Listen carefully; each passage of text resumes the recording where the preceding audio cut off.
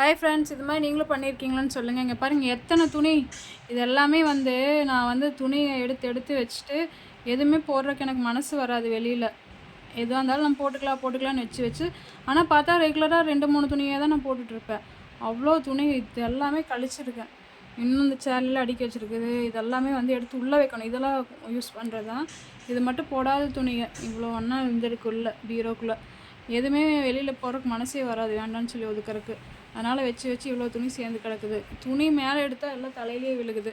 அதனால் பார்த்திங்கன்னா இன்றைக்கி தான் உட்காந்து எல்லாத்தையும் கழித்து வச்சுட்டு, சரி இப்போவாது மனசு எடுத்து வச்சுருக்கேன் நான். சரி யாருக்காவது கொடுப்போம், அவங்களாவது போட்டு ஒரு அனாதாசிரமம் அது மாதிரி கொடுத்துடலாம் அப்படின்ட்டு எடுத்து வச்சுருக்கிறது எல்லாமே. நல்ல துணிக்கு தான், ரொம்ப மோசமாக இல்லை. ரொம்ப மோசமாக இருக்கிறதெல்லாம் தனியாக எடுத்துருவோம். கொஞ்சம் நல்லா இருக்கிறத மட்டும் யாருக்காவது யூஸ்ஃபுல்லாக இருக்கட்டும் சொல்லி கொடுத்துருவோம். புது துணி நிறையா இருக்கும். நான் நிறையா எடுத்து எடுத்து வச்சு போடாமல் நிறைய வச்சுருக்கேன். அதில் நல்ல துணியாக அவங்களுக்கு யூஸ் பண்ண கொடுத்துடலாம்.